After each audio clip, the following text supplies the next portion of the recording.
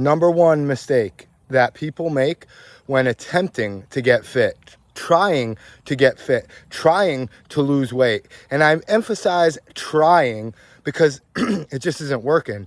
Or worse yet, excuse me, it works like you drop 20 or 40 or even 80 pounds, a friend has told me, and you gain it back.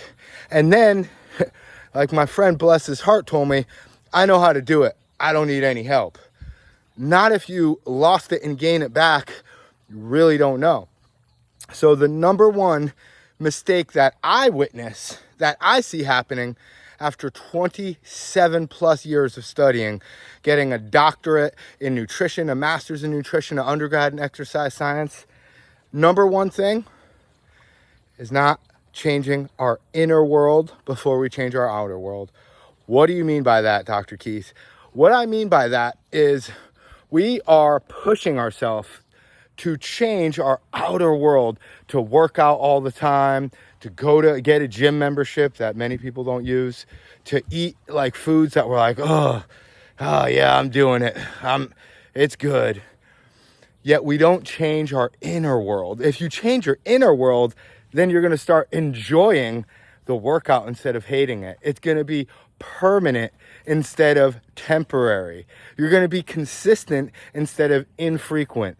And when you do something consistently, it builds up your competence. And when you build up your competence, magical things happen. You get confidence. You're able to do that and just happy about it. It's so much different to be working out, moving with like, yeah, I got this, and like enjoying your workout or enjoying the foods that you eat. Even better yet, because many people say that nutrition is 80% of it, and I submit to you that it's about 3%. Why? How could you say that? You're a doctor of nutrition. Because a lot of other things matter, like this beautiful boy. Like if your family's not doing right, then how are you ever going to exercise and eat right? It's just, if you're super stressed out, everything ends. Like I've seen so many people say, this is my world, and they show their children. And I get that. For me, this is my world. Like everywhere, God, my world is my world, and God creates and controls everything in the world. And how did God create the world? In the beginning, there was the Word, and the Word created the world. Your words create your world, because there are worlds in words. And when you start changing your words, you change your life. When you change your story, then you change your entire life. And the thing about it is, the difference of a victor and a victim is their story and how they talk to themselves, saying, this happened for me or this happened to me. Which one do you think is the victor? The one that says, this happened for me. This is great. This struggle is amazing because it's a stepping stone to my greatness. I'm going to take this challenge and overcome it because I love this challenge. Versus, oh, woe is me. This happened again.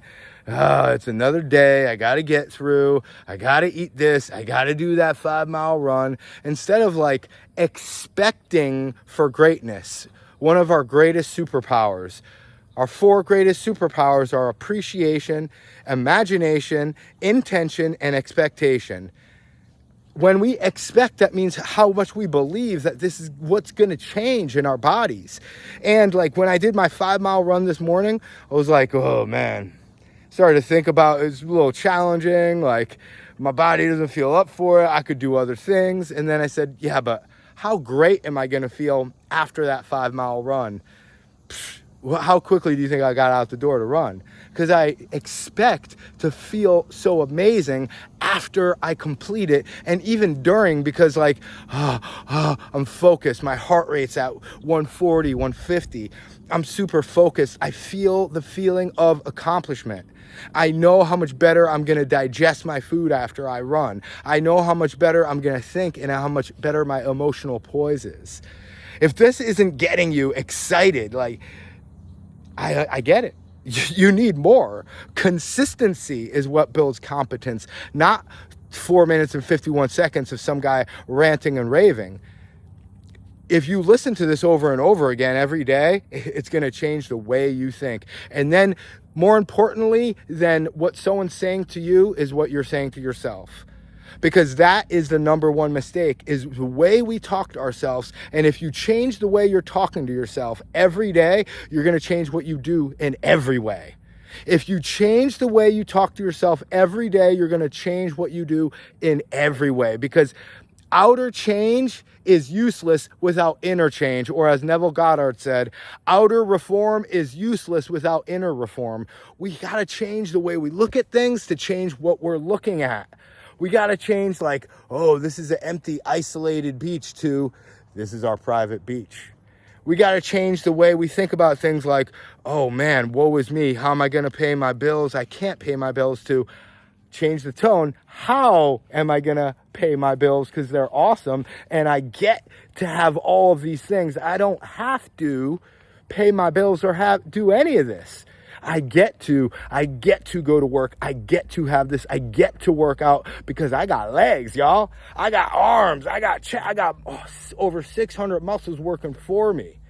This is amazing. And once I program my muscles to do things, they will adapt, just like my mind, on autopilot, because we have a subconscious that doesn't question our conscious programming. Our conscious programming questions everything, and our subconscious wants us to win. Our subconscious is like, you got this. This is the God inside of you, the little God dancing inside of your heart, because God is omnipresent. God is inside of you. God created you to create, and you can do anything great. All you got to do is listen to it and stop arguing with your conscious mind. And that takes some consistency to create that competence, to create that confidence, to know how great you are, because so many people have told you that you're not great. I'm here to tell you that you are great. But more importantly, you get to tell yourself that you are great. And when you tell yourself that, it's only a matter of time before you start eating great, working out great, living great, loving great, feeling great, having great relationships, enjoying great things. But first is the being. You must be great to do great, to have great. You must be great to do what? Great. To have what? Great. Great things will come. Just be that great thing first. Be that person you wish to see in this world, as Gandhi said. Be that change. Be the change. Not do the change. Not have the change. Because change, a bunch of it makes $1, but it only makes a little bit of sense. What makes the most, what's worth more than anything in the world, is spiritual. So close your eyes and dream, because the unseen world is more powerful than anything you could ever see, because everything and anything you see was created from the unseen. It was manifested by God and by people. And God created people to create. So start creating. You're beautiful. Love the life you live. If you'd like more, go over to joymasterkey.com. I got a free book for you. Check it out while it's still up. It's an audiobook. Don't even got to read. It's about receiving the greatness that you deserve. Receiving the greatness that you deserve. It's called Receive. It's only 18 minutes. Enjoy it, because you are a blessing to this earth. You're a miracle walking. Blessed love.